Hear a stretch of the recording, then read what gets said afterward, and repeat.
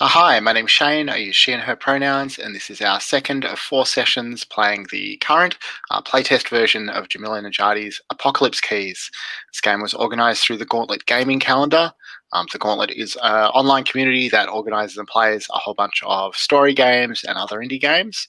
If you're interested, you can find out more at gauntlet-rpg.com, or if you're watching this and you're not already playing with the Gauntlet, we also have the Gauntlet Community Open Gaming Weekend coming up at the end of June, which will be a whole bunch of free games, mostly one-shots or other short games that anyone can join, anyone who wants to just try out a game with us and see if you'd like to play with us some more. I do want to flag just quickly that we are playing with safety tools that we set up in our previous session. And just to reiterate, what do we have? Sorry, just scrambling through my tabs for a second. We have red lights, or basically lines, on sexual violence, cancer, plague and pandemic, medical injustice, fat phobia, transphobia, incest, and gendered violence. So those things will not appear in the game. And we have yellow light, or veils, on sexual content, torture, and suicide or self-harm. Beyond that, the mystery that we're playing through today does include violence and potentially sort of gore and body horror type stuff. It has references to murder. It's a murder mystery. There's references to smoking and alcohol use, and to prejudice against monsters. And that's kind of have some metaphorical content. I also just wanted to flag for you two in particular that the open playtest survey that Evil Hat is doing about Apocalypse Keys closes at the end of this week. So if you're interested in giving any feedback, I'm sure Jamie and Evil Hat would very much appreciate it. I can circulate a link after the game, maybe. So I'll get you to introduce yourselves now. Maybe just mention briefly that 2 of our players aren't with us this morning. Possibly joining us in play at some point, but we'll just see how that goes. But yeah, could you just both tell us your name and pronouns and anything that you want to let viewers know about yourselves, and also tell us a little bit about your character. So also their names and pronouns, what they look like, and what their kind of overall deal is. John, do you want to go first? Yeah, sure. I'm John. I use he, him pronouns. I will be playing Kronos, who is the Shade playbook. So the Shade is this monster that has a personal relationship with death. And so Kronos also uses he, him pronouns. And Kronos is this ancient Greek medium who lost their body in a terrible accident, but death refuses to let them die. And so their spirit, their essence, continues on, now in the form of a vaporous body, which they contain inside of a suit. We talked a bit about how that suit, like every decade or so often, gets an update to kind of keep up with the current times. So there's been lots of variations on the outfit. And I think the other maybe big thing to call out is so as I said, there's a personal relationship with death. Death follows Kronos wherever he goes and will appear to him in reflective surfaces, often to antagonize or mock him for the people he's not been able to save in the past, which is kind of what the darkness demands of him, which is to kill death and break the veil between the living and the dead. That is Kronos in a nutshell. That was great. And Drew? I'm Drew. I use he, him pronouns, and I'm playing Zero, who is the Found. He looks fairly human from the neck up, I guess, except for his haunted aura and red gold eyes. But below the neck, he's covered in scars from a time that he cannot remember. And a division found him in an abandoned facility that seemed to be performing cruel experiments on him. And he doesn't have many memories. Most of them have been replaced by a shivering sense of loss and a yawning abyss of nothingness. But he seems to have some kind of tie to dreams, and he uses that in investigations with Division. Mm-hmm. Amazing. I just love that description of what has replaced his memories. Just amazing. All right. So just to recap briefly where we're up to, you both work for Division, this organization that tries to hold back the apocalypse. You have just arrived through the heavy rains of the Philippines at the apartments, which are a pair of these kind of cheap, rundown old tower blocks that these days mostly house monsters. And in particular, the biggest monster population there are the Manananggal. And over the last 4 weeks, 3 of the Manananggal have been murdered. At night, when they feel safe, Manananggal like to leave their lower bodies behind in the safety of their apartment, and just fly away to visit friends or families or just sort of cruise around. And these particular Manananggal, at first were thought maybe just not to have come back, to have gotten occupied, maybe having a bit of a bender or something. But later, their winged torsos were found out on the streets, badly mutilated, clearly the victims of a horrible crime. And at the apartments, you've met Sister Teresa, who is herself a former human agent of Division. Sorry, a human former agent of Division, not a former human who is an agent of Division. She suggested some places that you could look for clues, some people that you could talk to. And she took you down to Jin's apartment. And in Jin's apartment, Kronos, you found some evidence, your first key. And Sebastian opened his sort of psychic senses to probe the other residents of the building. But what he found instead was this vast infestation of insects, clicking and hissing, leaving trails of blood and gore behind them. And as we finished, that sort of tide of insects crossed over the veil that separates the psychic from the material plane and began to pour forth from Sebastian's mouth. Just thousands of these dirty little insects flooding the apartment. So before we start today, is there anything else that you just wanted to check or clarify in terms of where we're up to, or any mechanical stuff or anything like that? All right. Obviously, we can also figure stuff out as we go. So I want to just take a little step back before we start. So Zero, at the end of the last session, you had decided to just sort of wait outside the apartment or hang back a little bit. And the others, Asag has gone off to do Asag things. Who can really understand with that guy? Kronos and Sebastian have headed inside to investigate. I think Sister Teresa will hang back with you. She'll strike a cigarette, offer you one. Not sure if Zero's a smoker. And then she'll say, "Well, you're not going inside?" I think he'll take the cigarette and just slip it in his pocket, and then say, "Things get strange when Sebastian does that." She looks a little nervous. You've been around Division enough to know that things get strange can be a significant warning. She says, "Well, I mean, isn't that what you're here for? When things get strange?" My strange is different.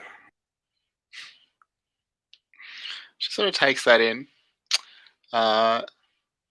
Kronos, inside the apartment, I guess you'll be the first to hear this sort of strange skittering sound coming from where you left Sebastian. What do you do? I think, so Kronos had gone straight to the bedroom and basically headed straight for rifling through the side table and things, looking for personal belongings. And he hears this skittering over his shoulder, and so he looks up over them. And as I start to head back towards the door of the bedroom, looking back into, I think Sebastian was in the living room. What does the scene look like at this point? Whoops. Sorry, just give me 1 sec. I just got an email from Matthew, and I just want to check what he's saying. Yep. Oh, you already got it. All right. So what you see, like even before you get to the room, there's like a handful. First there's one, then there's three, then there's 10. Beetles, centipedes, locusts crawling along the floor and the walls into the room that you're coming from. And as you sort of pass the doorway, you see that Sebastian's body is already almost fully engulfed in these insects. They're just pouring down, many hundreds or thousands of them filling the room, spreading out in all directions.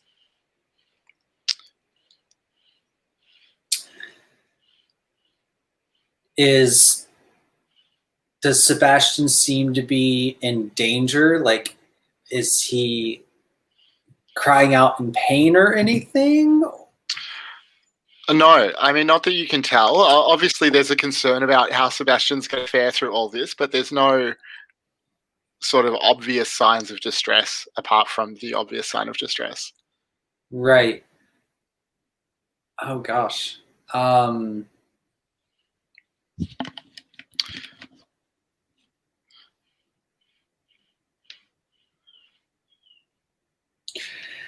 So I'm gonna dash for the door, for the front apartment door, Okay.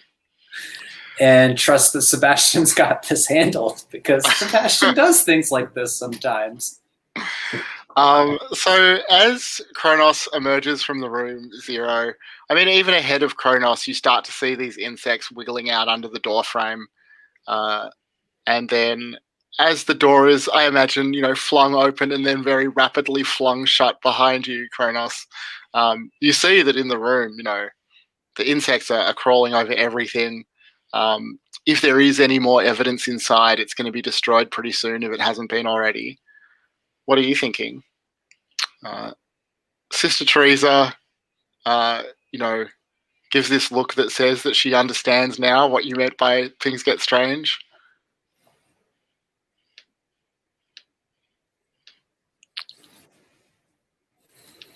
I think he'll reach past Kronos and just close the door firmly and turn back to Sister Teresa and say, any other apartments we could see? I think Sister Teresa will sort of gasp, stammer and hesitate and say, your friend is in there. Yes. He'll probably be fine. Yeah, the tide of insects is like sweeping out under the door now as well. It doesn't look like they're limiting themselves to that room. I'm going to attempt to use my supernatural powers to avert imminent danger. Okay. What power specifically? I'm going to use my dark. What is it? It's not dark. Well, it is dark. Shadow magic. Nice. So tell us about shadow magic. Like, what does that entail? I think it's the ability to like manipulate the shadows in the physical world. Mm-hmm.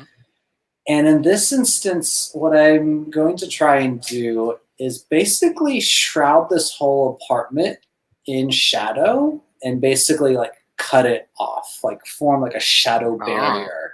Nice. So Sebastian's still inside, but at least the bugs won't come out. Yeah. All right. So I think that's going to be the basic move, power through darkness. When you push the limits of your supernatural powers to do the extraordinary or avert imminent danger. How many darkness tokens would you like to spend? Okay, let me remember how this works. Let's see. So I gain tokens when I act in certain ways, and then I spend them on rolling. Yeah. And if I end with 5 after I roll, then I'm torn. Yeah, that's right. Okay. And your goal ideally is to get 8 to 10, like between the dice roll and the tokens that you spend. Yeah, I'm gonna spend 2 tokens. All right. And cross my fingers. And that's an 11. So let's see. On an 11 plus, you are on the edge of disaster. You can choose to mark a condition to exert better control of your powers, or let the keeper tell you how the situation is not under your control. The other thing that you can do mechanically here is spend one of your bonds. If you can describe how one of your bonds would let you, sort of push through and control a little better what you're trying to do. Right. And that will reduce you to an 8 to 10. When you spend a bond, does that mean you erase that bond? You just reduce the number by 1. The number. Oh, okay.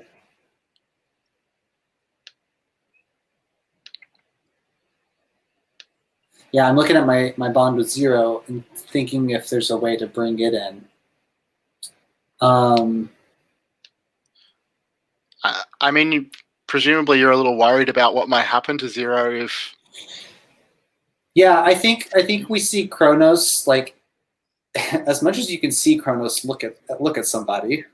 We see Kronos, like, the shadows are like, flowing down the floor and the walls of the hallway, and they float under the door into the apartment as he's pulling these shadows from all around.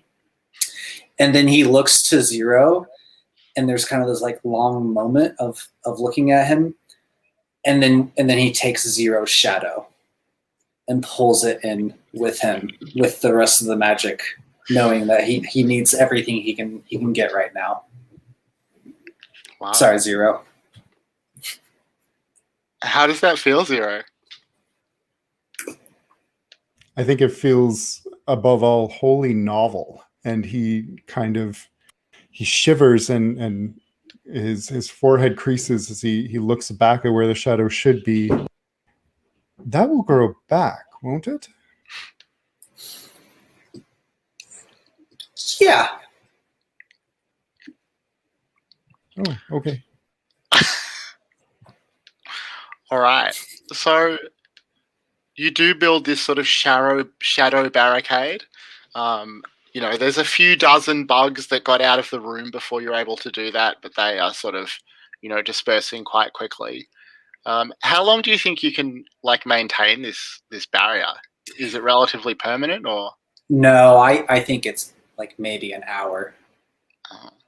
Okay, so you've bought some time. Maybe a couple hours. I don't know, but yeah, definitely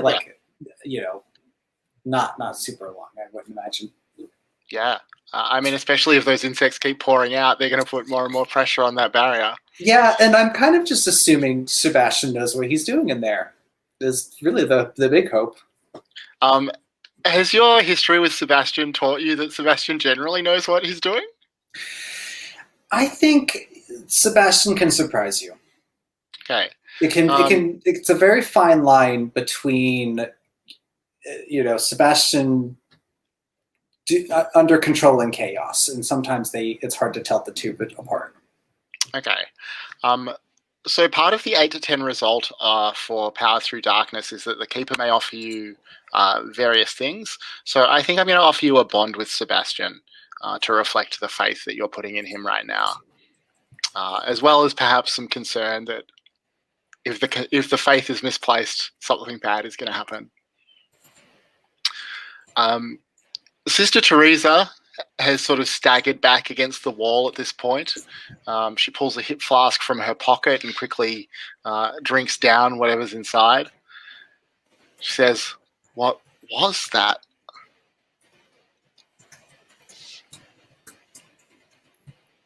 The bugs are the shadows. It's a lot. I understand. Don't worry. He's got things under control in there. He does. We're professionals. I see. Well, I think that I will leave you to your investigations then. Do I need to direct you anywhere before I settle down for the night? So Asag was talking to... Asag went to talk to, I think it was Emily Santos, is that right? Okay. Yes, the girlfriend of one of the victims. And you've just had a look at Jin's apartment, also one of the victims. And let me flip through my notebook for a sec. So we could go talk to Georgie, who was friends with Jin. Mm-hmm. Yeah, you've also heard about a Mickey Yap, who found one of the bodies, and an elder named Erdija who knows just generally a lot about what's going on in the building. And there's also a couple more apartments that belonged to victims that you can have a look at.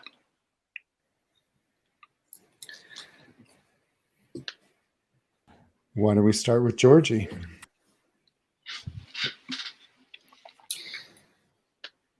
I like that idea. Cool. Let me see. So Sister Teresa will give you directions to Georgie's apartment.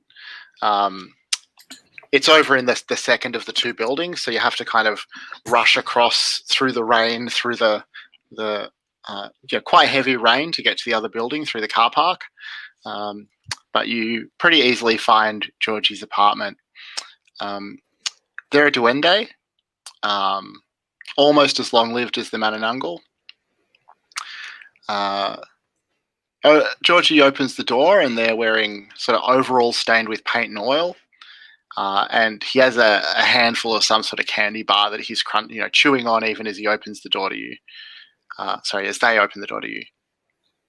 Is there something I can get you? I'd like one of those. No point to the candy bar. I think they'll laugh a little.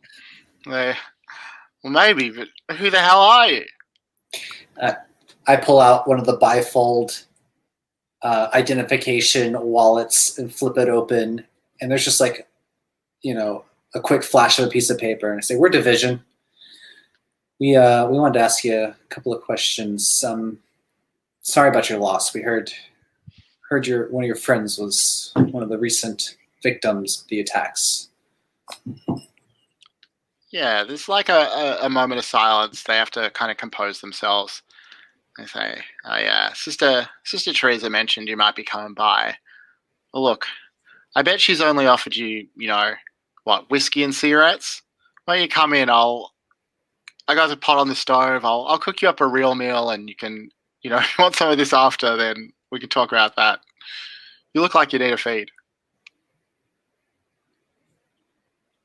Will you accept the invitation?" I think Zero's already walking inside. Yeah, I mean it smells pretty good. I think Kronos is making a quick glance down at their wristwatch that they wear over the cuff of the suit jacket, so they can't pull their suit jacket up. And they just take a quick glance at the watch to see how much time has passed. Just keeping an eye on that clock. Okay, nice. So Georgie, sits you down at the kitchen table. It's a pretty small apartment, so you're basically right there at the kitchen with him as they're cooking. I'm glad someone's taking this seriously. I don't really know that there's much that I could tell you, but is there any way that I can help? Was there anyone who might want to hurt your friend? Well, there was a time when I would have wanted to hurt my friend. Jin could be pretty annoying. We were enemies a long time ago, but we've been friends for, 100 years or so. But looks a little sad and says, Jin was a gambler. He was struggling to pay off some debts. I don't know anything specific, but maybe.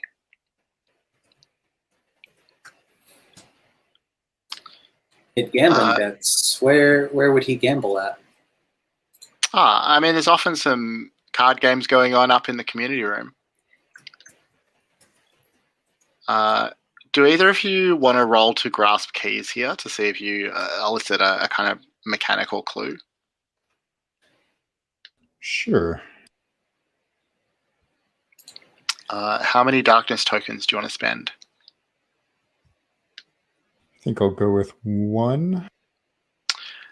And the way that you're grasping the keys is just kind of like talking to him and asking questions about what's happened, or is there something else that you're doing? I think talking to him and trying to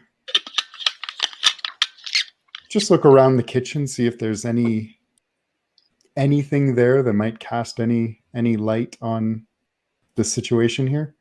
Mm-hmm. We'll go ahead and roll with 1 token.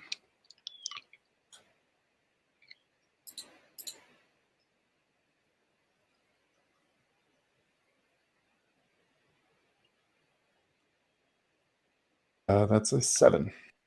Okay. So on a 7, you may find out more than you are ready for. You may choose to mark ruin to uncover a key, but in doing so, the keeper will reveal how you come closer to becoming a harbinger. Do you want to either mark ruin or spend a bond here to uncover a key? Yeah, I'll mark ruin. Only got 3 more sessions. Great. So the keeper will reveal how you come closer to being a harbinger. Okay. I think that you, like, one of the things that the darkness demands of you is that you destroy your friends before they destroy you. And I think that his account, they used to be enemies, now they're friends, or they were friends, but also seems unsurprised by the idea that someone might have wanted to hurt Jin. This really resonates for you with the way that you see Kronos. I don't know if you would consider Kronos a friend. Sebastian. Yeah, I think you really feel that allure of letting the boundary between friend and enemy come down a little bit. But you do find a key. You grasp a key. I think what he says is, that there was some strange graffiti on the wall by Jin's apartment, like right outside Jin's apartment. We weren't really sure if it was meant for him or just kids, just messing things up. Said that those who aren't redeemed will be punished. What does that mean to you? Anything?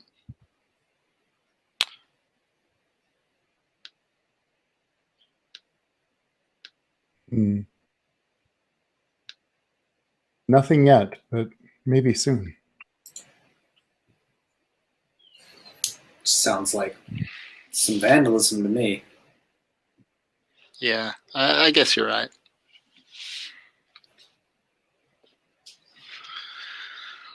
And he serves you up a meal. I think it's like a big sort of noodle soup, big pot of noodle soup. There's some meat in it.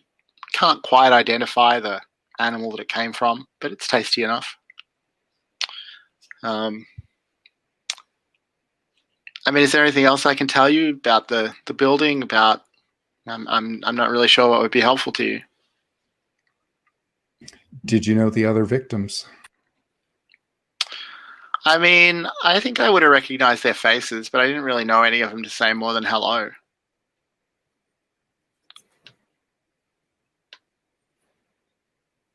I think I'd like to use my starting move, You Can't Hide Your Heart from Me. Okay. And read his surface thoughts. Okay. Okay, so the move by itself, you just read his surface thoughts, and then you have the option to spend darkness token to deepen it. The surface thoughts that you receive are just sadness, like a tremendous sense of loss. And you sense, you feel that he is enjoying this opportunity to sort of care for someone, to provide some nourishment and comfort. That's comforting to him as well. That's what you get on the surface. Do you want to spend any tokens to probe deeper? I think I will. I'll spend 1. Yeah. Do you have it? Oh, yeah. I have 1 left. So okay. So go ahead and roll. That's a 5. Let's see. Uh-oh. On a 7 minus, the darkness within you takes hold and will break the mind and heart of who you are connecting to. You can mark ruin or a condition to try and control your powers and protect them, but still expect the worst. What do you? But what do you feel like? How does it feel when you realize that you like something's gone wrong? So I think it starts when we make eye contact, and I just kind of look into their eyes, and the red and gold of mine flash, and I start to hear the thoughts, and then they start getting more fragmented as they stop moving and kind of just stand there frozen, and I know something's deeply wrong. Mm-hmm. Okay, so you mark ruin. Yep. You sort of bring this under control. Kronos, I think that you've probably seen this often enough that you kind of have at least some sense of what's happening. What do you do?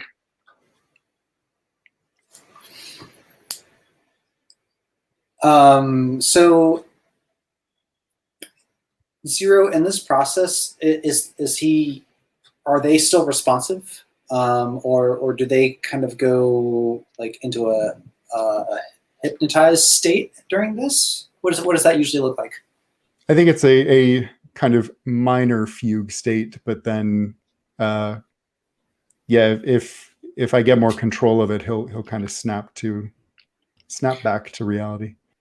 Yeah. So when I see you, starting to run this, I just kind of let out a grunt and stand up and say, give me a warning before you let him back out, and I'm gonna head and kind of take a look around the place, see if anything looks out of the ordinary.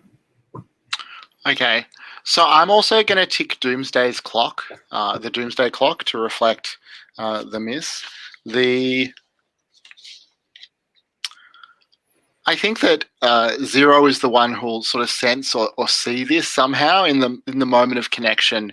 You, like a fragment of a dream or a vision or something like that. Not a memory of Georgie's particularly, but something close somehow. And what you see is a set of wings. They look to be Mananungal wings, but cut off, amputated, or detached from a body somehow, lying in the darkness.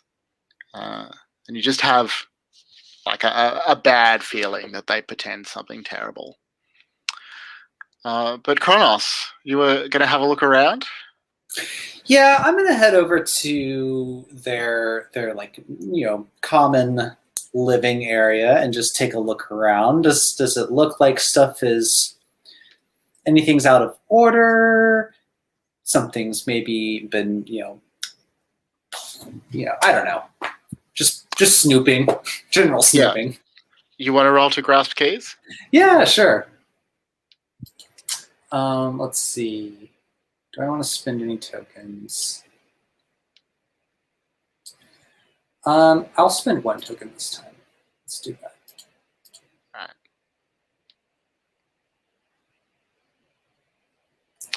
That's a 5. So, on a 5. On a 7 minus, you find out more than you are ready for. You may choose to mark ruin to uncover a key, but in doing so, the keeper will reveal how you come closer to becoming a harbinger. I'm going to mark it. All right. Let's see.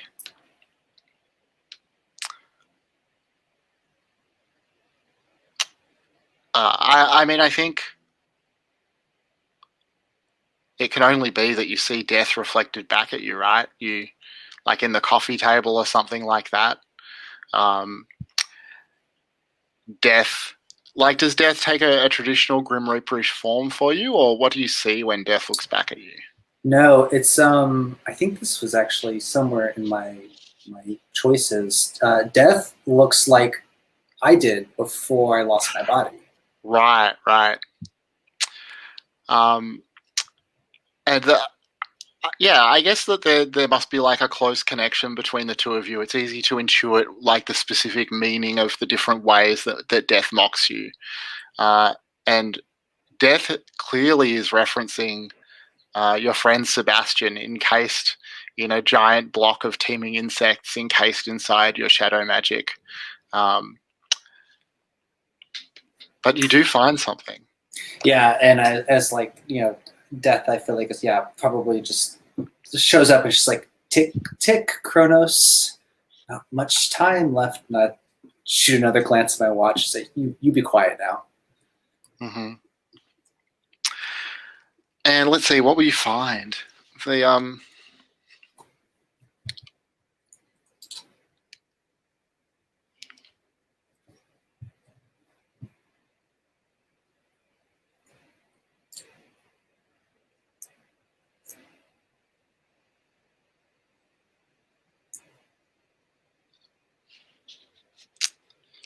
so what you find, things are pretty tidy around here. He keeps a pretty close, pretty tidy apartment. You find in the lounge area, which is quite small and modest, a fancy jar. It's striking to you because it stands out as probably more expensive than most of the things in the apartment.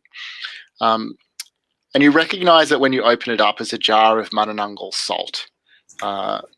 You know this story that there is a special kind of salt that can be poured on the lower half of a Mananungal's body that will make them unable to rejoin their two halves. Humans believe that any salt will do this, but having some more insight into this sort of thing, you know that regular salt won't do it, but there is a special kind of salt actually made from Mananungal hair. You're pretty sure that that's what you're looking at. I think at this point, Zero, you feel that Georgie is sort of coming back to themselves, recovering from what happened. What do you do? I will kind of noisily finish the soup and look up, and like nothing had happened, despite the sweat on his brow and the kind of, I think he looks a little more tired from the effort of trying to hold Georgie's mind together, and say, this was delicious. Thank you. Yeah, Georgie looks, a little disoriented, but says, "Oh, you're very welcome. Did your friend enjoy it?" Sort of looking after Kronos. Yeah, you can see Kronos' bowl sits there untouched. And Kronos turns around from the lounge area, sticking the. Is this like how big of a jar? Is it like would fit in a pocket or? Oh yeah, just a little jar. Yeah, so I'll he slides his hand into his pocket discreetly and just says, "Yes, it was fantastic. Thank you so much for your hospitality. Zero, I think we've probably taken up enough of Georgie's time. What do you think?" I think so. Too much time. Thank you for the soup. You're very welcome. Come back whenever. You both step outside. And once we're outside, I'll pull the jar out of my pocket and toss it to Zero. Say, I found this inside. Something's not adding up here. Well, they did say they used to be enemies. Yeah. It takes a special kind of hatred, though, to want to keep one of your own from being able to take care of themselves like that, though. They were truly sad. Very sad. I don't think they were faking that.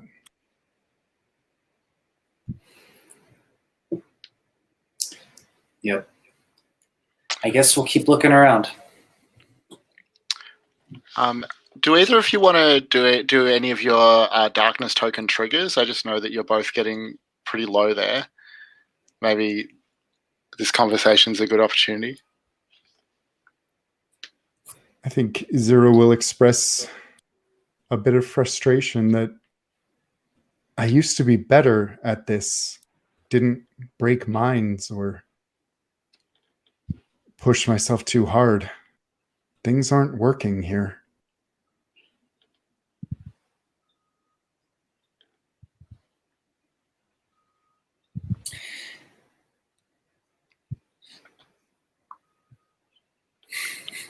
And I'll take a couple tokens. And I'll react and say, sometimes crack a few eggs to make an omelet. And I'm going to call that reacting with cold reason and logic. Nice. And how many tokens will you take? I'll take 2. Cool. And then what's the next plan for the investigation?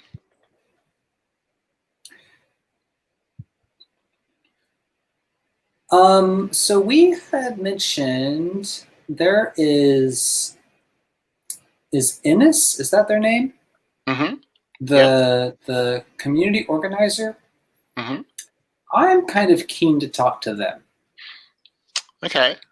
You probably still have their mobile number, right? You could just give them a call. Yeah. So, like, how did you leave things with Inez? I think it was one of those scenarios where, like, Division maybe first came in to help set up this community and, right, like, helped put Ines in charge as a community organizer, or, like, give them some sort of help with that, and probably did that thing where, governments and whatnot are like, yeah, it's going to be great. You've got your own community now. That's going to be fantastic. And then they just pull, like, all of their support right out from under them without, like, leaving any safety net. And, surprise, surprise, stuff goes to crap. Yeah. So I think, like, for Kronos specifically, when we left, it was, like, on a high note of, like, cool, you are set up for success. And yeah, we'll see how they really feel about Division at this point. Yeah. So, I mean, I think that Inez, sorry, what pronouns does Inez use? I'm not sure. Let's say he, they. So, I mean, you think you sense a little coldness in Inez's voice as they answer the phone. They say, well, I haven't heard from you for a while. Yeah, hey, Inez. So I know it's kind of random to be calling you, but we are back in the community investigating the accidents that have been happening. I'm sure you've heard of them. They're the murders recently, and so I just thought maybe you'd have some sort of perspective about what's been happening in the community. Do you want to meet up and we can talk about it? So you can hear like quite a lot of noise in the background. There are obviously other people around. It sounds like, yeah, like odd noises. You're not quite sure what. And it says, well, look, I'm pretty busy right now, but I suppose if you want to come up to the community room, I'll meet you there. Yeah, that sounds good. All right. Zero, you're going to go along with Kronos to the community room to meet with Inez? Yes. All right, that sounds good. Let's take our first break here, and we'll come back about 5 minutes past the hour and pick up with Inez in the community room. Are we good to keep going? All right.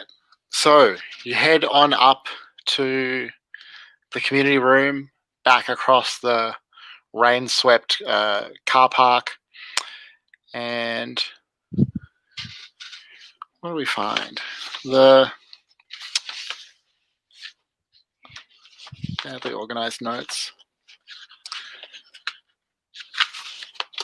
So you find a bunch of people up in the community room who are sort of dragging speakers and screens and things like that. They've set up a little makeshift stage. Not really clear what they're doing exactly. Inez is there. Seems to be pretty much, running things, giving directions, along with quite a handsome and well-built male nun who has a handgun strapped to his hip beneath his habit, and a couple of kids, young Mananungal, maybe teenagers, young early teens, or whatever the kind of equivalent in their life cycle is. Inez sees you come in. He turns towards you, well, towards Kronos in particular. And you've seen before how sort of soft and welcoming their eyes can be. But in this moment, the eyes are not at all welcoming. You see that you are, that he is not at all excited to see you back. But he, says to the others, well, keep going. And he walks on over to you and says, well, Kronos, you're back. Hey, Nez. Yep, I know. We're back. Listen, Nez, you got an office or something we could talk in? An office? Well, there's the hallway. Will that do? Yeah, that'll do. All right. And then I think that before you leave, they'll turn to Zero and say, well, look, why don't you make yourself useful, and sort of gesture to where the others are setting things up, and then walk/storm off down the hall a little way and turn back expectantly to see what Kronos wants.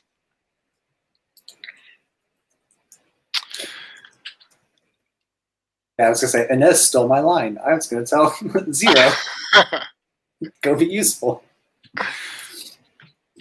So I'll follow Inez out into the hall. Mm-hmm. They'll give you a chance to say something, but you can also see that there's clearly, a lot that they want to say. Yeah, no, I think I walk out and I'm just like, go ahead. Give it to me. Give it to you. What will I offer you? I mean, you're here, with more division promises? You saw how that worked out the last time. You left here with a big smile. And what did we get in the end? And as you know, I haven't had a smile on my face in centuries. I didn't know how things were going to go.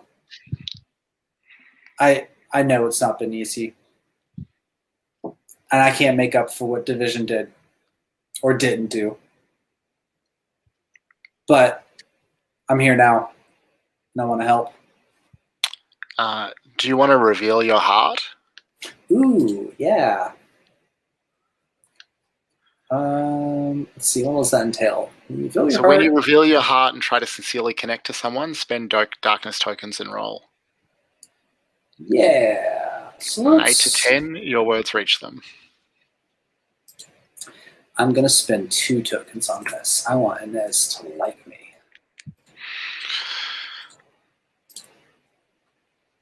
A 9. Oh, great. On an 8 to 10, your words reach them, so you can choose one from that list.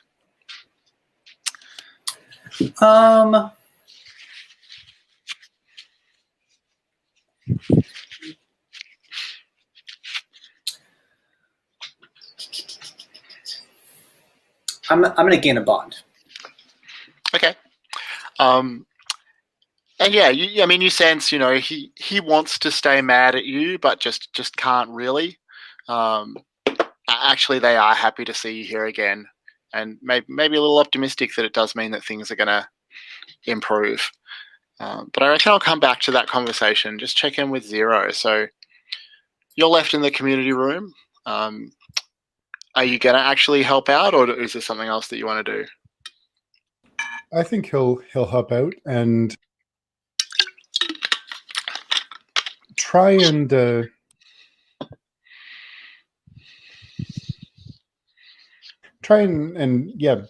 build some bridges with the people there. Get to know someone a little bit. Mm-hmm. So the nun will reach out to shake hands with you. He heard that Inez told you to help, and he introduces himself as Sister Dax. Sister is a gender neutral title in this order.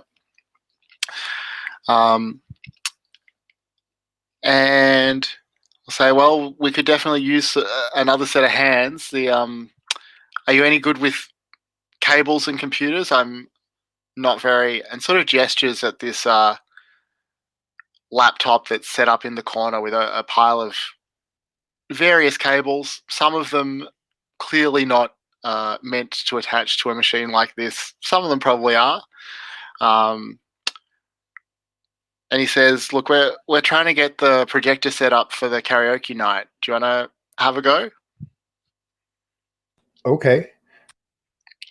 Great. He has no idea. Well, I guess then that the two of you just end up sort of kneeling down there at the back of the laptop, like rifling through this pile of cables, trying to work out what might plug in where. What do you do? I think he'll just kind of sigh and lean back and say, perhaps it could be a cappella. Yeah. Yeah. I mean, what's your favorite karaoke number?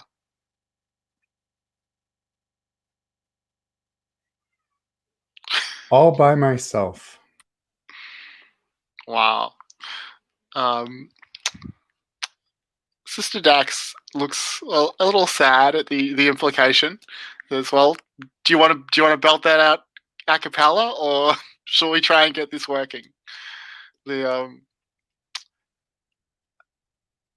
we'll sort of continue to fiddle with the chords and things like that. Do you want to ask the sister at all about what's been going on, or are you just trying to more like build a connection? I was hoping to get a bit of a rapport, but if we got that little chatty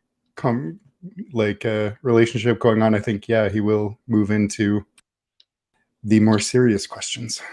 Yeah, I mean, I wonder if also the tangle of chords might be something that makes you feel frustrated if you want to collect some more Certainly. darkness tokens. Or when you try and sincerely connect to someone, that's reveal your heart, so you could also roll that. Okay, I'll go with that. I think I'll just do... Oh, why not? I'll do 2 tokens. All right. 9. Nice. So your words reach them and choose one.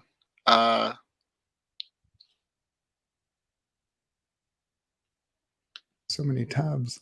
Yes, I'm feeling that as well. So your choices are to gain a bond with them, to clear a condition, to mark XP, or to clear a mark of ruin. I think I'll take the bond and hope that can leverage that into some being a trusted person to tell things to. Nice. So yeah, I think Kronos that once you and Inez have kind of like de-escalated things, maybe he'll bring you back to the community room and say we might as well talk with Sister Dax as well. He knows a lot about what's been going on, and maybe bring you all back together, unless you want to make sure that the conversation stays private. All right. No, I sensed there was going to be something, so I'm keeping it back.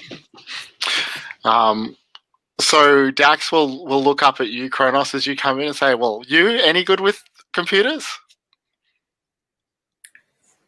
And I just hold up my gloved hands and say, I don't know the first thing about them. Inez sort of sighs and rolls his eyes and just gets down there and immediately finds the right chord and connects everything up. He says, well, you two have some questions, right? Inez, I'm afraid all we are is questions. I mean, let's cut to it, right? We've got 3 dead in a horrible way. We've got signs of vandalism and aggression in some places.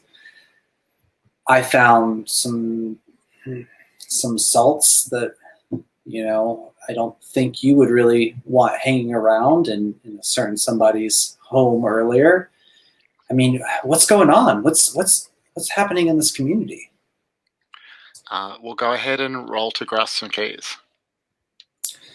And let's see, where am I at with tokens?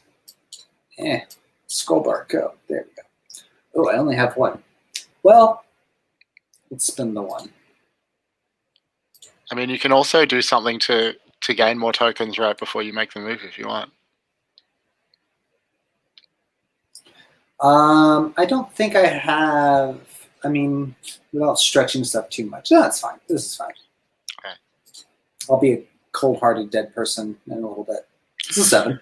All right. So on a 7-, you find more than you were ready for. You may choose to mark a ruin to uncover a key, or alternately, you can spend a bond to just increase it to an outright 8 to 10. Yeah, I'm gonna spend that bond I just made with Inez. Yeah, that makes sense. So Inez looks at you like he really wants to know about some of the things that you're not saying, he wants to know who's keeping strange salts. That sounds like trouble. And he says, look, I don't know, but I think whatever it is maybe has to do with these. And he reaches into a pocket inside his jacket and he pulls out some pamphlets and sort of slaps them down in front of you.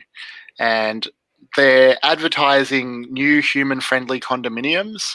There's some glossy photos of, nice sort of new buildings. There's a website address where you can register your interest, humans preferred. And there's a list of addresses of pending sites, current and pending sites. And the apartments that you're in are in the list of pending sites. And he says, nobody seems to know anything about this. Nobody knows, as far as we know, these are still government buildings, low-cost accommodation. But obviously someone has other ideas. I see. The normies.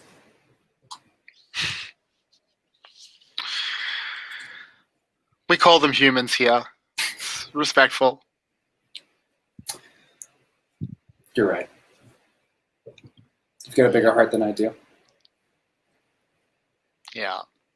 And I think Sister Dax will sort of fumble out a Bible that he's been carrying around and flip it open and, starts paging through and goes, look, it's right here, section 3, paragraph 6 of the Code of the Broken Crucifix, and just starts to explain the bureaucratic requirements of the order in a situation like this. Clearly pretty irrelevant to what's actually going on. You said the sister is armed, right? They're carrying a gun, and it's visible? Yeah, not hanging right out there, but as he moves around, you can see it under the habit. I'm going to ask them about it and just say, why? I noticed you've got a weapon on you. Why do you feel the need to carry one? I'm a licensed sister of the Order of the Broken Crucifix. It's a religious requirement that I carry a sidearm. I apologize. I'm not super familiar with your order's requirements. It's an interesting requirement. Would you like to learn more about the church? I mean, it's open to all. Even the dead? Of course, especially the dead. Who needs the blessings of our Lord more? I'm afraid the Lord can't help me. I think he'll sort of discreetly slide a pamphlet into your pocket, a religious flyer of some kind. Zero, do you say anything or do anything while this conversation's going on?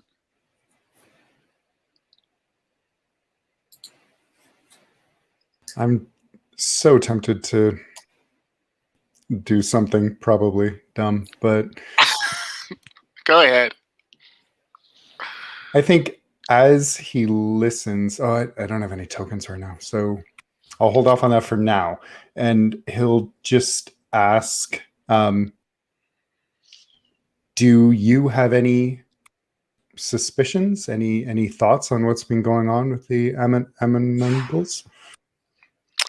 Are you asking Sister Menunungals. Dax or Inez? Yes, Sister Dax. I mean, I really don't. I thought that my time in seminary had really seminary? That's probably not what you call it when you're a nun.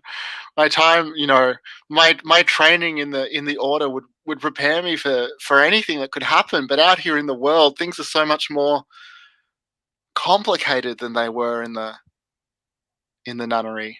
You know? Things are very complicated out here. I mean, I sure hope that you can figure out what's going on before anyone else gets hurt. Do you have friends here? And if that's asking someone to open their emotions to me. uh, uh, uh, I think that Sister Dax reacts quite awkwardly, does sort of stammer a little bit. I like to think of all the residents here as my friends, but if you mean friend in some deeper way, then I suppose perhaps I don't. No one you feel close to? His cheeks flush. No, not really. Just the Lord.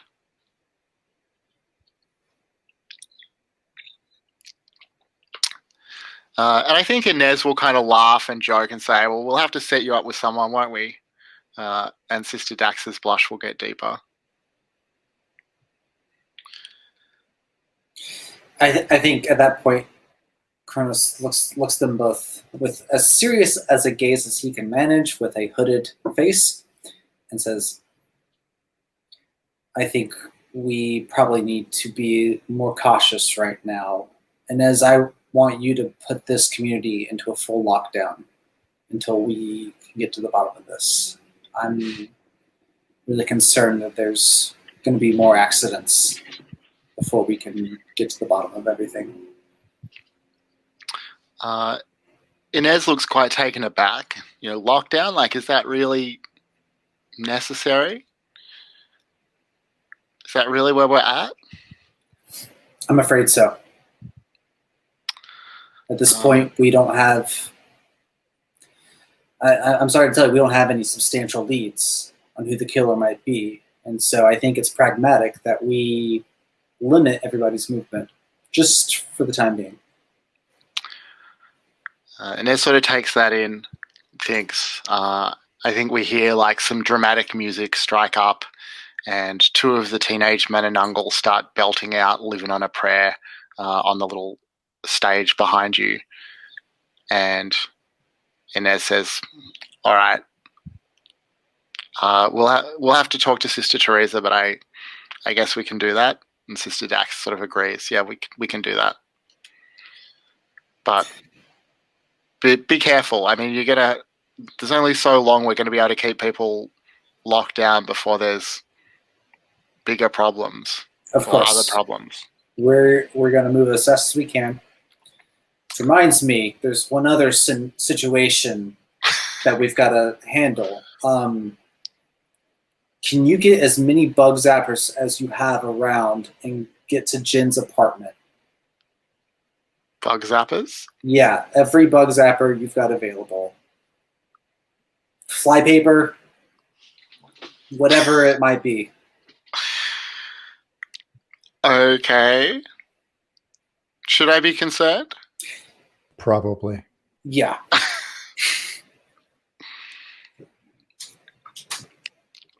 All right, so they'll head off, leaving you there.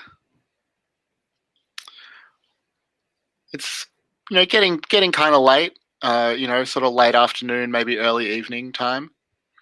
What are you thinking in terms of the investigation now? Do we know where the bodies were found? They were found like in this neighborhood, just out on the streets. I don't think you have particular locations for them. Okay. In that case, I think I've got to start. So here's my line of thought for Zero/Drew.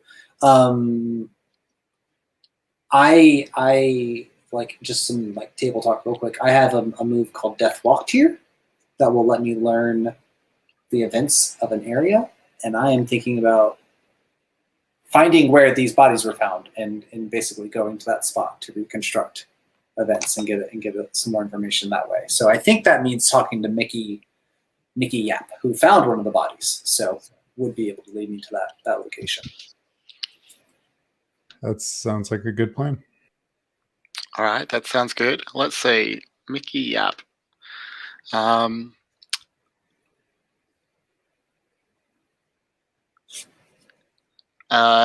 So you find your way to Mickey's apartment. He opens the door, perfectly applied makeup in soft pastels and skin that glows pale blue in the dark, and a big smile. He says, "Oh, hello, I wasn't expecting such attractive company."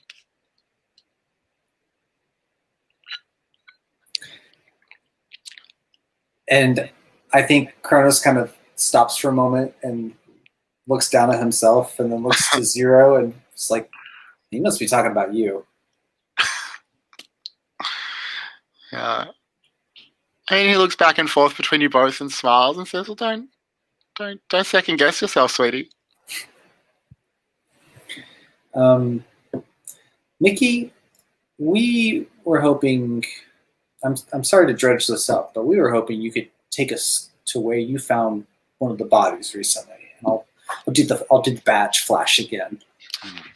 Yeah, so I think Mickey will like, oh, about that. Well, yeah, I can take you there. That's fine. Well, let me just get an umbrella, and we'll sort of rug up for the bad weather, and start leading you both downstairs. Do you just want to go straight to the scene, or do you want to talk to Mickey on the way? Like, what are you thinking? I think we should talk on the way, find out if he knows anything. Yeah, I mean, he'll tell you that he's quite sad about Lily's death. They'd always gotten along so well. She was just really lovely. She always used to make fun of my little crush on Sister Dax. But, yeah, I can't believe that she's gone. Do you want to roll to grasp keys, just in terms of what you find out in your conversation? Sure, and I will add 2 tokens. Cool.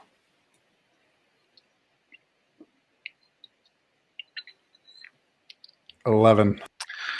11. What happens on 11? You uncover a key, but there's a significant complication, cost, or fallout, and the keeper will tell you what it is. All right. So let's see. I think, well, let's start with the key.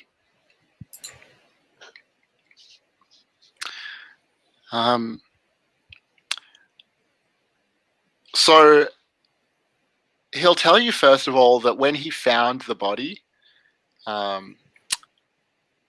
it was the strangest thing. I mean, it was so terrible, but laid out all around her was so much money, so much cash, torn into tiny pieces and just arranged into some sort of, I don't know, pattern or symbol or something.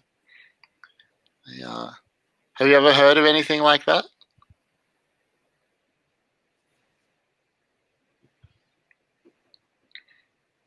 Not with money, but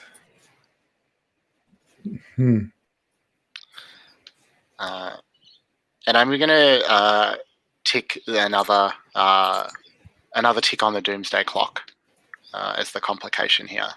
You won't immediately see a sign of what that involves. Do you know if the other bodies were found in a similar state? I'm sorry, I've got no idea. Yeah, but look, it was just around here. And he's led you like not very far from the apartments themselves, just to a nearby sort of alleyway, a little cobbled street. Um, Maybe there's still some, police tape or something like that marks out where the body was found. Um, there's probably a dumpster nearby. It's raining pretty heavily at the moment, so it's a little unpleasant just to be out here. What do you do?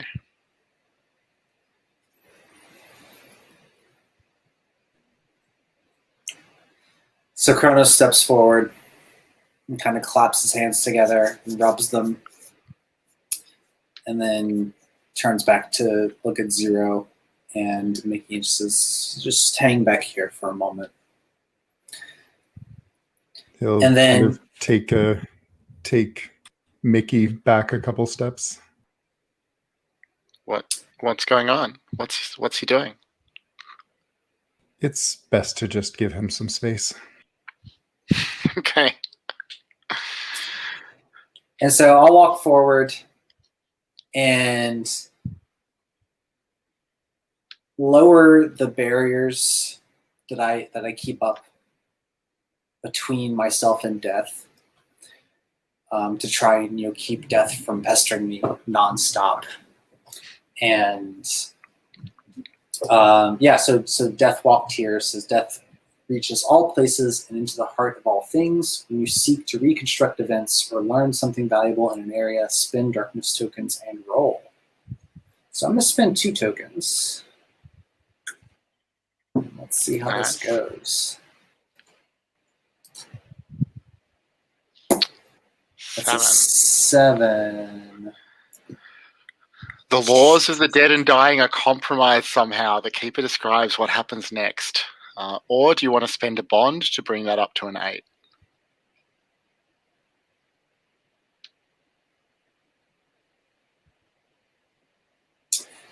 You know what? I think I'm going to leave it at a 7. Okay. So I think that, death appears before you as you'd expected, and does begin to reveal something to you. It's kind of impressionistic. You see a figure covered in black veils. There's like a shaking hand reaching out to answer a prayer, a mirthless smile, and a voice that whispers, "You will be the first to bear my wings. What will you give in exchange, my love?" And just a bad feeling as this vision fades.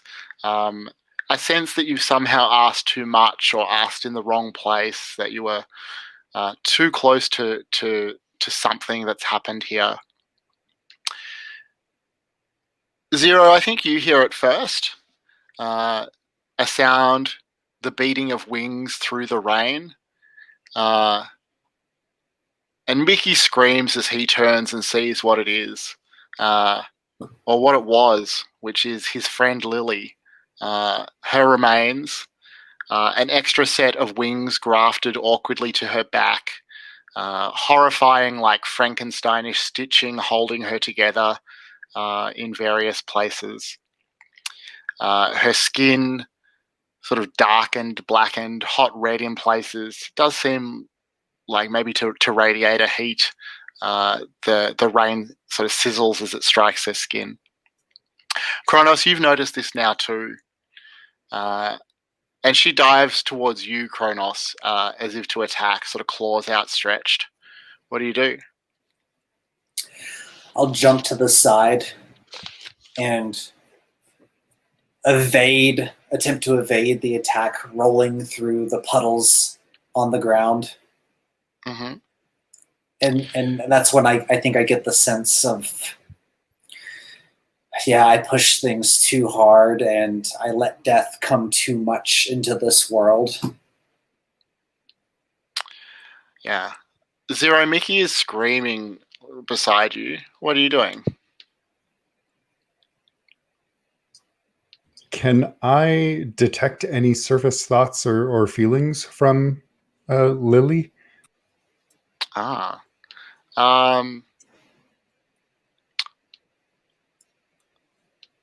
I think that you just detect like it's more like the absence of thoughts is what you detect. You detect like an instruction to kill and hurt and destroy. It doesn't seem like that comes from inside her. It comes from somewhere else. But yeah, Lily, is no longer what she was.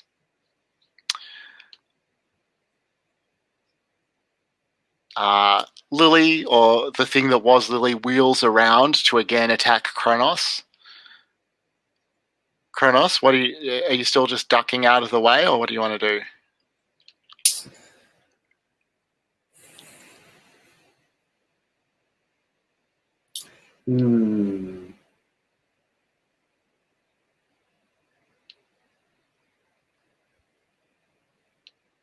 I think Zero will shout, "The salt! Try the salt!" That's a good idea. Nice. All right. So I think that's going to be Unleash the Dark. When you unleash the dark to enforce your will on someone, physically, socially, or emotionally, spend darkness tokens and roll. So I guess, what are you hoping the salt will achieve? I am kind of hoping it's going to ground, what I'll call Lily. Doesn't seem to be Lily. Because I am now realizing I also have Let the Dead Speak, and maybe there's still a possibility we can get Lily to speak through this Lily, if that makes sense. So yeah, I'm kind of hoping that the salt can stop the attack, ground this creature. Okay, cool. Well, go ahead. Roll with some tokens. Yeah, I'm gonna spend 1 token on this one. I'm always like, do I spend 1 or 2? 1 or 2? And I should have spent 2. Right. So on a 7-, you have greatly underestimated them. The keeper will describe the desperate position you find yourself in. Do you want to spend a bond?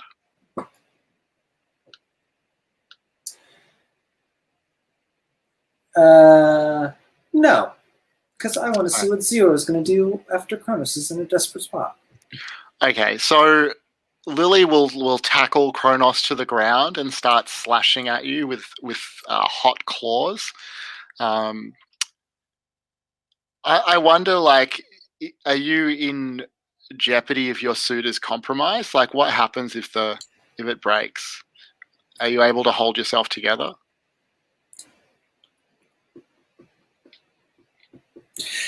I think so. I don't think it's a consequence of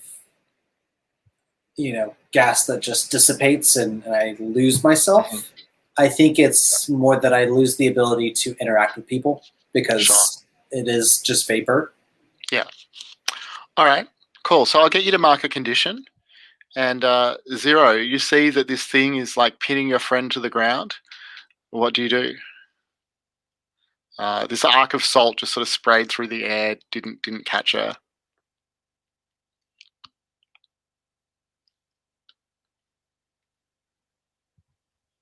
So I picked a ruin move, but I see now that it says it's a doomed move. What's different there? That is a great question. I don't know that there is a difference. What's the move? Crowned by dream, exalted by nightmare. Sorry, I'm just scrolling. Bear with me for a sec. Interesting. Look, I think that it might just be supposed to say ruin, so I think we're just going to treat it as a ruin move for now. Okay. Then I think I will do that and forge a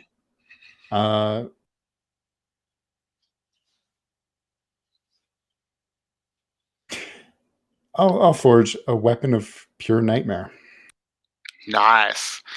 So it has a will and mind of its own. It creates itself. It is powerful and unstoppable. It will be exactly what you need but it will only honor your commands for a time. That's pretty cool. I think that you still will need to roll to unleash the dark to see how you wield it. Are you aiming to end this thing? Like, what are you going to do with the weapon? Protect my friend. And yeah, if that means ending it, All right. I will do that. All right. Well, roll with some tokens. I've only got the one, so.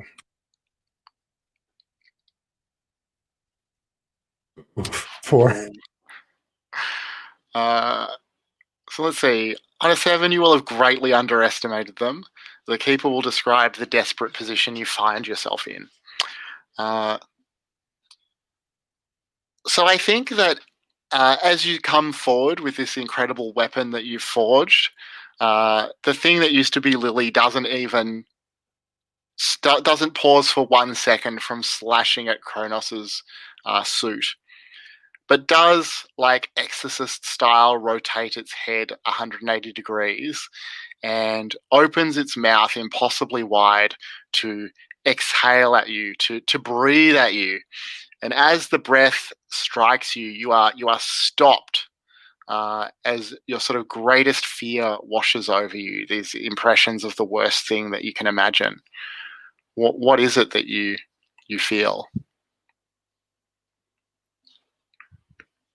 I think the worst thing that he can imagine is finding out that who he used to be was just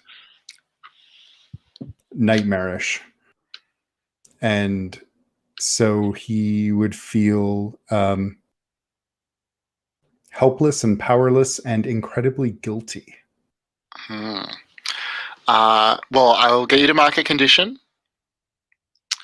I have also ticked forward the doomsday clock again. Your friend is still pinned to the ground. Mickey has run away screaming. Kronos, what are you going to do? Or what are you thinking now?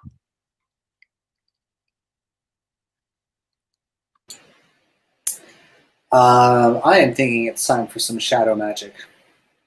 Nice. What are you doing with the shadow magic? I think in this circumstance, it is less of a weapon and more of an escape route. Because at the moment, it seems like we're maybe not quite the match we thought we were. So I'm pulling in shadows from all the corners around us. Yeah, it's kind of dark alleys, so I think that will work well. And trying to blanket us and hide us from view from this creature. All right. Do you think that that's power through darkness? Are you pushing the limits of your power, or is this a pretty ordinary thing for you to be able to do? I think it's power through darkness, unless I want to also let the previous use go, which I don't want to at this moment. Yeah, right. That makes sense. I'm trying to keep both up. All right. Well, that is also obviously setting me up for a fantastic keeper move if this goes badly for you. Yeah, I'm going to spend my 1 token. Actually, so what I'm going to also do is, as I do this, is I'm going to yell to Zero. But I'm going to say, because I can only do a certain area. I'm going to yell to Zero, get close. Get closer to me, because I can only contain a small area. So I'll count that as asking someone to follow my instructions. And Zero, are you able to push through what's the impressions that were overwhelming you to do that? I think he'll kind of stumble forward, but he can't look at Kronos anymore. Yeah, so I'll keep yelling and say, "Follow my voice, Zero. Come here." All right. Let's roll. roll. I'll spend 2 tokens. All right, 10. All right. You use your power with great precision and effect. So I mean, I think that you achieve what you wanted to. You shield yourselves so that the thing can't find you anymore, even though it was in contact with you. It's like shut it away somehow. Does that mean that you're in a position now to use the other move that you mentioned? Oh, let the dead speak. Yeah. I kind of don't think so. Okay. I'm thinking that whatever is powering Lily at this point would probably keep the Lily we want to talk to from being able to come through. Okay. Well, in that case, I think that you'll see the thing, look around the alley, squawk a little maybe, more bird-like than it was in life, and flap away. And it does head back in the direction of the apartments. And I'll let the shadows recede away from us as they flow back into the alley. And I think the scene we see as they do is like Kronos and hugging the Zero, and I'm going to what's it called, the heart one. Reveal your heart. As I just we'll check in with Zero and say, "Are you okay? Did they get you?" I couldn't help you. I tried, but I couldn't help you. You did your best, Zero. That's plenty. I should be better. So I think that Zero can roll reveal your heart here because the move requires you to reveal your heart to someone. And I get that Kronos is like asking Zero how he's doing, but I don't think you're really revealing anything. I agree with you. I'm good with that. So Zero, do you want to roll to reveal your heart? 7. On a 7 minus, something interrupts or undermines the moment. Do you want to spend a bond to bump that up to an 8 to 10? Yeah, I think I'll do that. What's the bond that you're spending? I think I'll spend one of my bonds with Asag. Mm-hmm. How does your connection with Asag help you here? Well, I know that both Asag and Kronos love me, and I think just knowing that he's not alone is going to help kind of ground him back in reality. Yeah. All right, so both of you can choose one of the options there.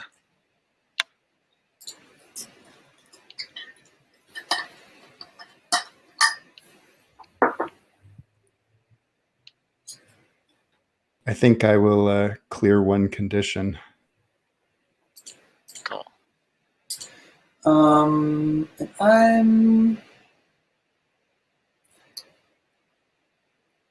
gonna gain a bond. I'm gonna bump up my bond with Zero. Nice. Do you want to examine the scene more now that you're here, or do you want to head back to the apartments if that thing might be on the loose back there? It's also probably verging on the time when your shadow seals are gonna fail, and that's something else that you're gonna need to deal with. Yeah, I think we do got to get back soon. I want to take a quick look if we can and see if there is anything since we're out here at this point. Mm-hmm. We'll go ahead and roll to grasp a key. Let's see. I've got one token, so let's spend it. Why not? That's a 9. Cool.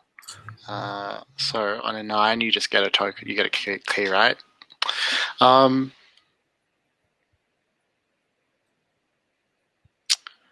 So what you find near to where the body was found, sort of tucked away behind a big dumpster that otherwise just collects trash in this alleyway, There's a small and crooked shrine that someone's built to a forgotten god of pain and violence. You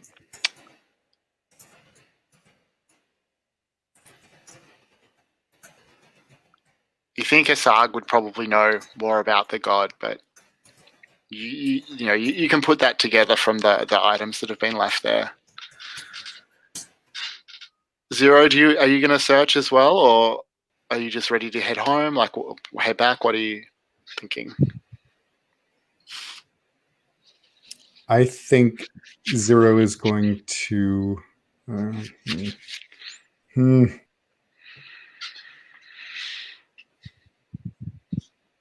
I think he's not going to search.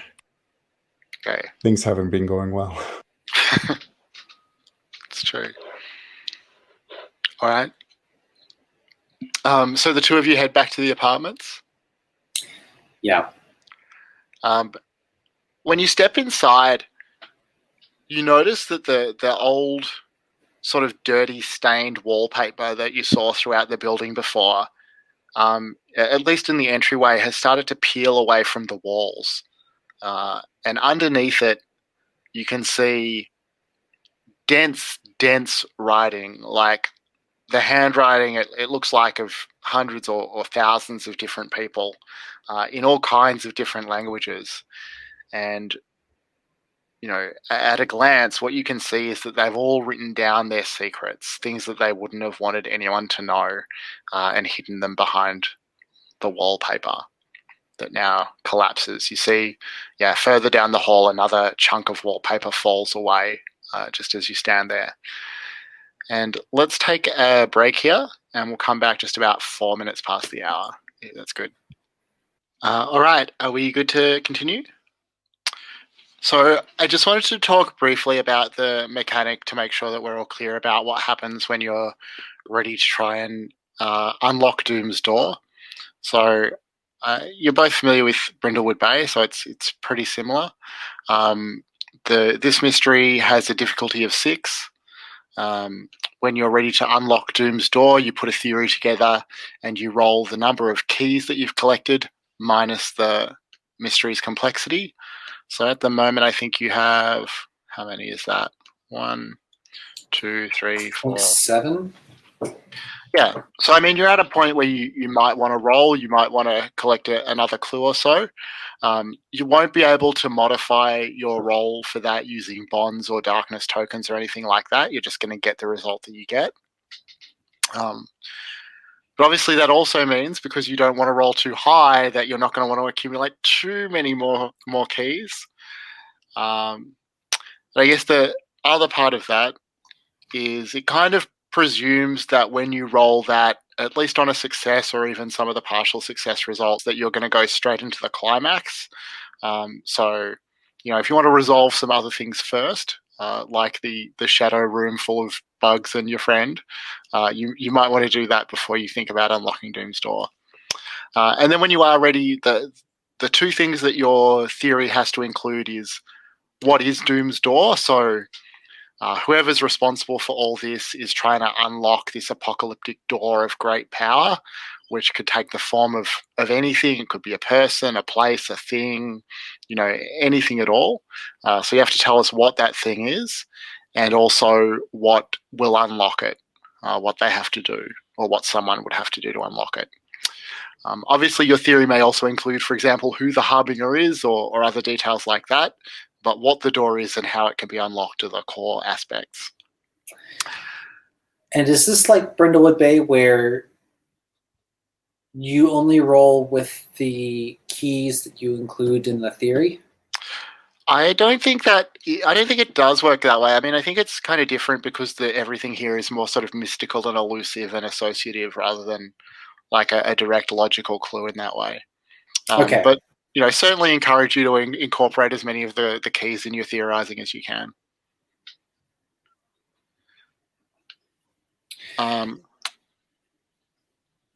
So you just arrived back at the apartments. Zero, you are still wielding a semi-uncontrollable weapon of great and terrible power with a mind of its own. What do you want to do? I think I will command the weapon because it will listen to me for now. For now. For now, I will command it to protect the people of this place. Yeah, I mean, I think you sense that it's unhappy about this instruction, but for now it will obey you, so it goes off. Well, I guess, yeah. Do you give it any more specific directions, like stay here and guard the building, or patrol the halls, or? Yeah, patrol the halls and keep the people safe from any that would hurt them. And like, what form is this weapon taking? I think it when he was holding it, it was a sword, but a sword that kind of shivered and didn't quite look the same from every angle. Mm-hmm. And now it's kind of like a sword through a mess of mirrors. It's just points and angles and vaguely humanoid shape. Nice. All right. And having dispatched your weapon, what next? Should we see if we can retrieve the rest of our party and close this door? Yeah, it's probably a good idea. So I think we'll head to the room where we left Sebastian. Mm-hmm. And I'm curious, are we greeted by a crowd of people with bug zappers and flypaper? I mean, I think that you'll see that like a little crowd of neighbors has assembled, like curious about this bulging apartment that sort of ripples with this dark magic. There is a small box sitting by the door that has, maybe a half dozen bug zappers and a couple of packets of flypaper, all that they were able to assemble on short notice. I'm going to start handing those out and say, arm yourselves, everyone. There's a person in here, and we need them. The neighbors all look a little disturbed by this. They take bug zappers as you hand them around. The wall sort of visibly bulges where the bugs are pushing your shadow barriers out against the architecture of the building. What's your plan here? I'm going to start releasing the shadow barrier bit by bit. And I'm going to start with, there was an exterior wall, correct? Mm-hmm. So I'll start with that wall, hoping maybe that most of the bugs will funnel out into the open air. And I mean, I think you can feel at this point that the entire space of the apartment is occupied by insects that are pushing against the boundaries that you've established. If you do that, they're almost certainly just going to tear that whole side of the building wide open and pour away. Is that what you're wanting to do? I mean, no, but I don't know of a much better alternative. I mean, you both have like very broad authority to use the power through darkness in ambitious ways to describe things that you stretch your abilities to encompass. I'm not sure specifically.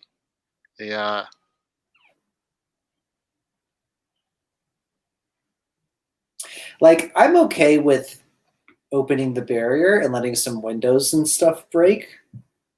Mm-hmm. That I'm cool with. I am trying to avoid like the whole wall, right? And structure coming out. I don't know, Zero, do you have any ideas of how to handle a room stuffed with bugs? Yeah, maybe, but it's not pretty. But Zero has telekinesis, and bugs are very squishable. And yeah, I think he'll turn to Kronos and kind of just let me in. Okay. I can only open it for just a moment, or else it's going to be too much and it'll wreck the building, so you'll have to be fast. It'll be fast, one way or the other. So Okay. the physical door you pull open, Kronos creates this little, opening for you to squeeze through. Dozens of bugs like squeezing out the other way as you go in. You can feel, immense pressure as all these millions of tiny creatures press into your body. What do you do? He's got his eyes closed and his mouth kind of grit shut, and he's going to focus on the darkness within him, and he is going to try to unleash a telekinetic wave just strong enough to squish every bug into every surface. Mm-hmm. Just paint the whole place with guts. All right, we'll go ahead and roll with darkness tokens. Don't have any of those, so Oh. oof. Oh my 3. god. Do you even have enough bonds to potentially? You would need to spend 5 bonds to bring that up to an 8. Is that even possible? That is not. I have 4. Could I Okay. spend 4 and a ruin? Ruin will not help you here. Oh, Yeah. On a 7 minus, the keeper of the doors will offer you something connected to what the darkness demands of you. Whether or not you take it, prepare for the worst. So, can you remind me what the darkness demands of you? the darkness demands that I destroy my friends before they destroy me, or that I open a permanent portal to a dark realm. Okay. Yeah, so I think that what happens is that you reach out with this telekinetic wave.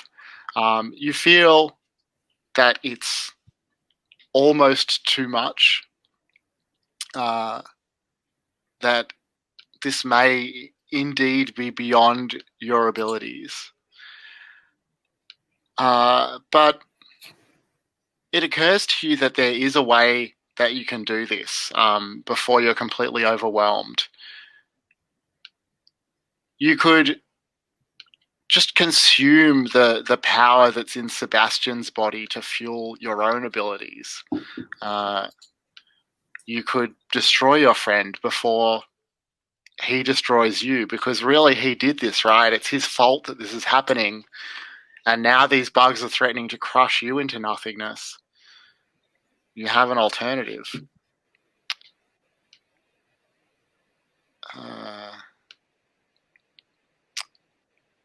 Let's see. If you're willing to sacrifice Sebastian, then I think you can get the situation under control. And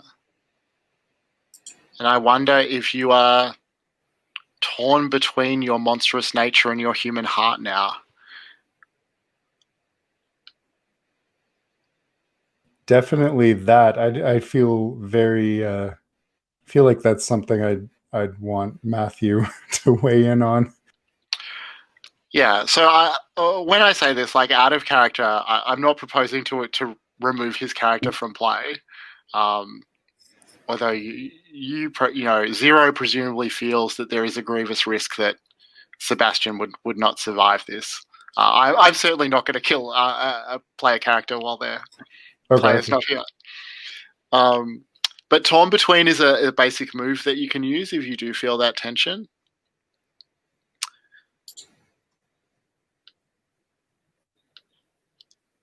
Ah.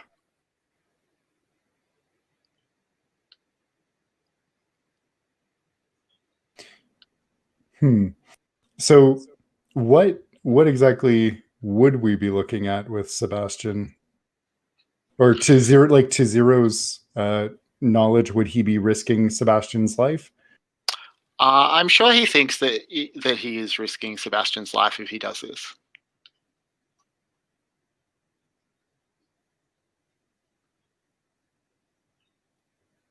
Yeah, he's going to do that. All right.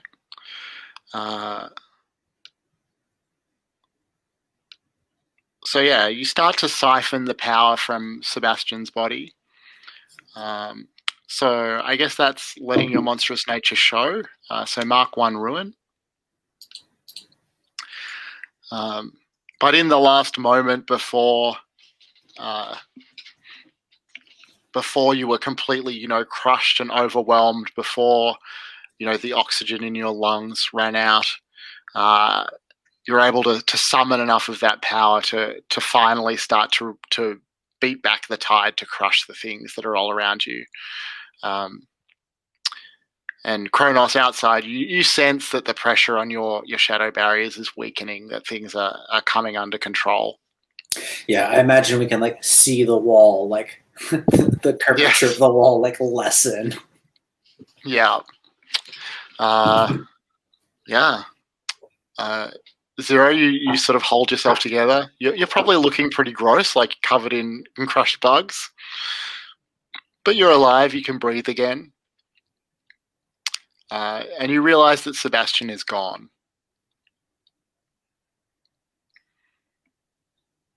Yeah, he'll just kind of stagger to the door and open it and wipe some of the bug guts off of his face and just, it's done.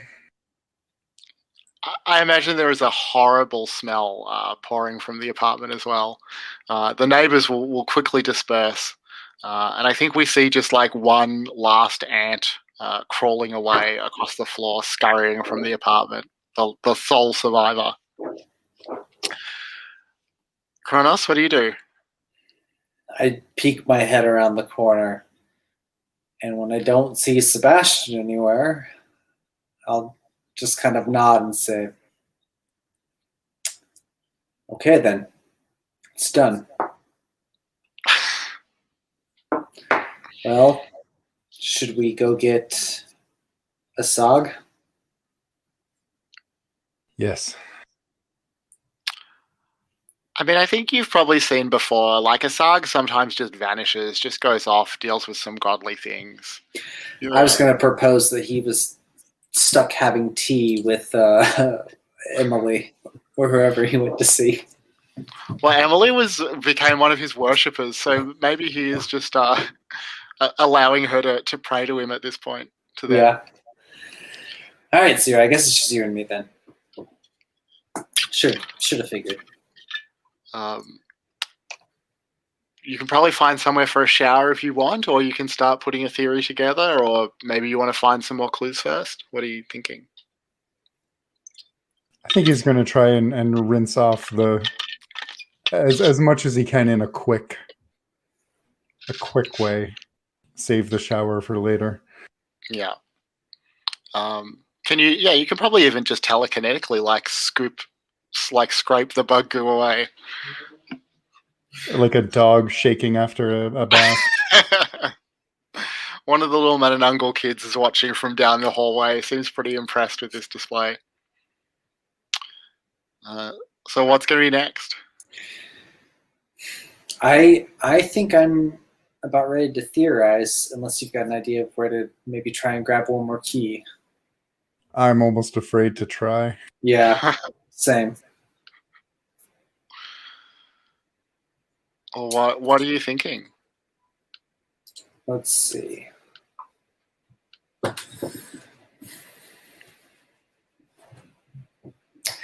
These seem so unconnected.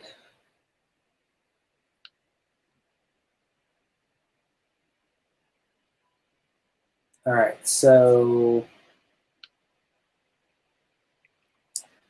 small shrine for a forgotten god kind of pairs well with rusty keys that have an ancient language.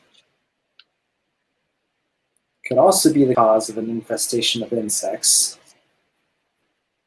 perhaps a local development company is trying to use this forgotten god to clear out the bigger threats of this building so that they can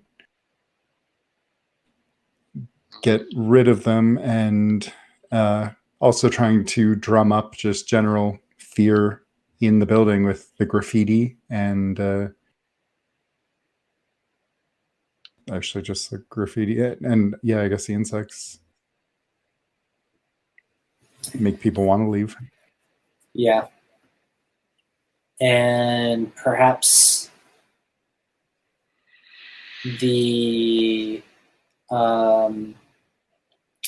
body with the shredded cash arranged as a symbol. This could be like a symbol of that god. Or just evil capitalism. Yeah. Evil capitalism with magic. So that seems like a pretty good theory about like what's going on generally and what's the motive. But what's the door? Like where or what is the door that they're trying to open? Right. I forgot we gotta specify the door. Well, we found the writing under the wallpaper. Maybe the building itself is the door. I like that idea. Yeah, like the door is like in this building, but it's like hidden by wallpaper. And what would the Harbinger have to do to open the door then? Is it just a matter of more victims, or is there something more specific?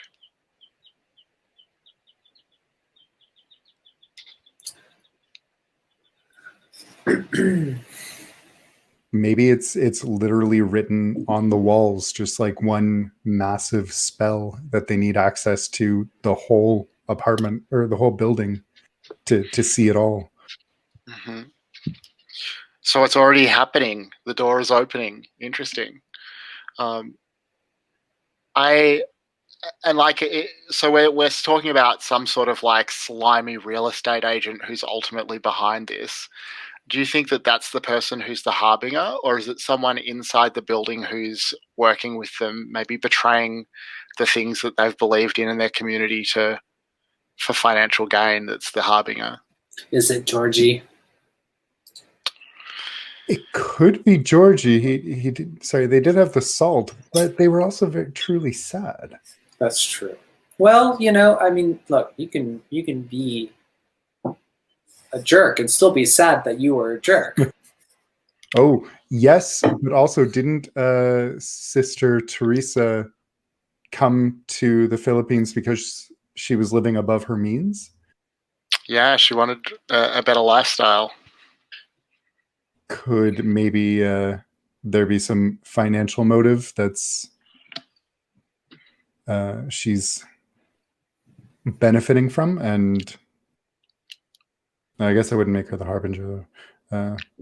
I mean, it could. Anyone could be the Harbinger, or she could just be, working with or for the Harbinger. I like the idea that it's Sister Teresa. I think that fits. I bet Sister Teresa was even part of that like division project. Huh. Oh. It's pretty heavy, but it seems like a good theory to me. Sister Teresa for money, working with some sort of real estate combine, willing to sacrifice everyone and everything in these buildings for money. So if you're ready, someone needs to roll to see if this theory is true. And I think that, probably after this we'll finish up for the week. I know it's a little early, but then we can save the climax for when the others are back. All right, you want to roll or you want me to? I think you should do the honors. Okay. So this is with +1, right? Since we have 7 keys. Yeah, that's right. Okay. Here we go.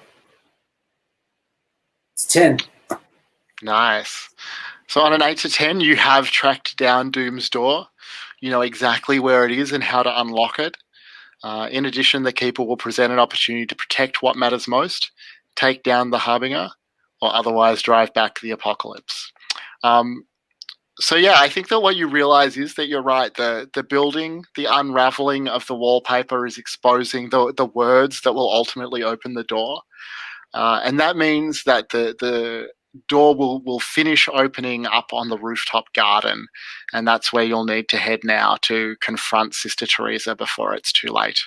But yeah, I know it's a little early, but let's finish up there for this week. We do have end of session questions for XP. So each player answers for their PC. Did you express your monstrous nature and or your humanity? If yes, mark 1 XP.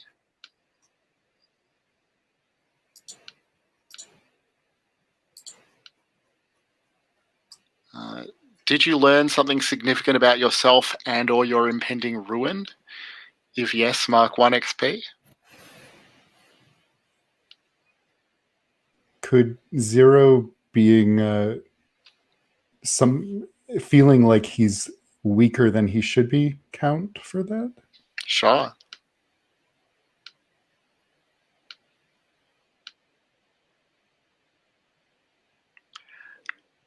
Did you learn something significant about a fellow monster? If yes, mark 1 XP.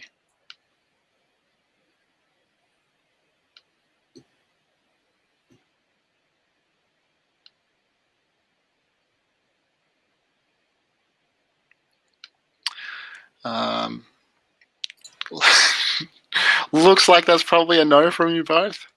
And the last one is, did you uncover at least one key of the apocalypse or attempt to unlock Doom's door? And that's an if no prompt. So you did that, so your ruin doesn't increase. So let's just finish up quickly with stars and wishes, if that's okay. John, do you want to go first? Sure. I think in terms of stars, I had a lot of fun tonight. I think that's a credit to Drew as a player, Shane running the game. I wasn't sure how it would go with just 2 players, but this actually worked out really well. So thanks to both of you for still making the session a lot of fun to play in. I enjoyed the twists and turns that we had. I thought the whole thing with Sebastian and the bugs as kind of this hanging in the background threat was interesting, and then also the creature that ended up kind of in a way being summoned as a bigger threat also was really good. And yeah, I enjoyed a lot of the scenes tonight. So stars for the play session. Cool. For wishes, I think for wishes,